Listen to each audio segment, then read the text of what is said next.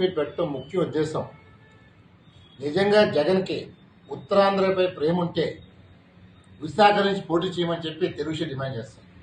ఈరోజు ఉత్తరాంధ్ర అభివృద్ధి కేంద్రం అని చెప్పి ఉత్తరాంధ్ర పూర్తిగా నాశనం చేశారు. మనం చూసిన ఋషికొండలో 500 కోట్ల రూపాయలు పెట్టి ప్రజాధనాన్ని దుర్వినియోగం చేశాడు. నేను డెఫినెట్గా జగన్మోహన్ రెడ్డి పైన సెక్షన్ 124A, సెక్షన్ 409, సెక్షన్ 420 పెట్టిస్తాం. ఆయన జైల్లో పెట్టిస్తామని చేస్తాను. మరి ముఖ్యమంత్రి గారికి పరిపాలించే నైతిక హక్కు లేదు. ఎందుకంటే ఒక పిచ్చోడి చేతిలో రాయేస్తే ఎలాగుంటుందో మనం చూసాం పరిపాలన. ఈ రోజు ముఖ్యమంత్రి గారు ఈ 4 సంవత్సరాలు ఏం పీకేవంటే ఏమీ బెగల రాష్ట్రం పూర్తిగా సర్వనాశనం చేశారు.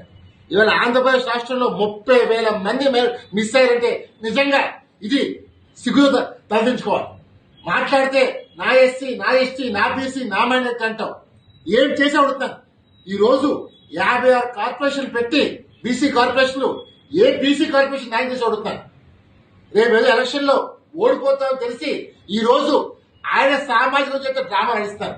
నిజంగా ఆల రామకృష్ణారెడ్డి రాజీనామా ఇది ఒక పెద్ద డ్రామా, కేవలం డ్రామా నడుస్తారు. ఈ రోజు ఆ పార్టీలో జనాలు వెళ్ళిపోతారని చెప్పి ఆయన సామాజిక డ్రామా నడిస్తే భయపెడతామని చూస్తున్నారు. ఇవాళ భయపెడితే భయపడి ఎవరు లేరు. ఇవాళ సైకో దగ్గర వద్దు ఇంకే పార్టీ రాదని జనాలు డిసైడ్ అయిపోయారు. రేపు రాష్ట్రంలో ఈ పార్టీ ఖాళీ కాబోతుంది. రేపు ఆయన భర్తనాడికి ఇంకా చాలా బయట రాబోతున్నారు. మేము ఒకటే పిలిపిస్తాం, ప్రజలారా మేలుకోండి. ఇప్పటికైనా ఈ రాష్ట్రం బాగుపడాలన్నా ముందుకెళ్లాలన్నా అది చంద్రబాబు సాధ్యం. చంద్రబాబు బలపరుస్తాం. ఇంకో 5 years ఆయన పిలిచి ఆంధ్రప్రదేశ్ రాష్ట్రాన్ని భారతదేశంలో అగ్రసం నిలబెడదాం. మనం గతంలో చేసిన తప్పు మళ్ళీ ఇంకోసారి చేయొద్దు. ఈ రాష్ట్రం కోసం, తెలుగు జాతి కోసం ఈ రోజు తెలుగుదేశం చేసే యుద్ధం నా కోసమో చంద్రబాబు కోసమో పవన్ కళ్యాణ్ కాదు, తెలుగు జాతి కోసం. ఈ తెలుగు జాతికి చంద్రబాబు పవన్ కళ్యాణ్ కావాలి. ఇవాళ రేపు వచ్చే ఎలక్షన్లో కూడా 170కి 170 స్థానాలు టీడీపీ జనసేన గెలవబోతుంది. ఇవాళ ఈ గెలుపు ఎవరు ఆపలేదు. కేవలం జగన్మోహన్ రెడ్డి గారు డ్రామాలు ఆడుతూ ఈ రాష్ట్రాన్ని ఏదో మేము ఉద్ధరణ చేసిన చెప్పడం కోసం ఇవాళ బీసీ కార్డు తీసుకురాబోతున్నారు.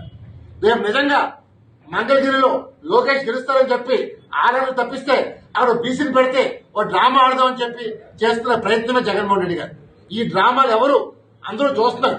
అందువల్ల రేపు చంద్రబాబు నాయుడు గారు జైలు దర్వాజా వచ్చిందా రేపు 28ని యువగలం ముగింపు సభలో పాల్గొబోతారు. ఆంధ్రప్రదేశ్ రాష్ట్రం నుంచి 5 లక్షలు కాదు 10 లక్షల మంది రాబోతున్నారు. ఎందుకంటే ఇది మా సభ, మా యువగలం, మా చంద్రబాబు కోసం మేము వస్తున్నాం అని చెప్పి జనాలు రాబోతున్నారు. అందువల్ల ఈ సభను ఆపడానికి కూడా వైకాపా ప్రభుత్వం చాలా కుట్రలు చేస్తున్నారు. ఇప్పటికే జైలు గ్రౌండ్ ఇస్తానని చెప్పారు.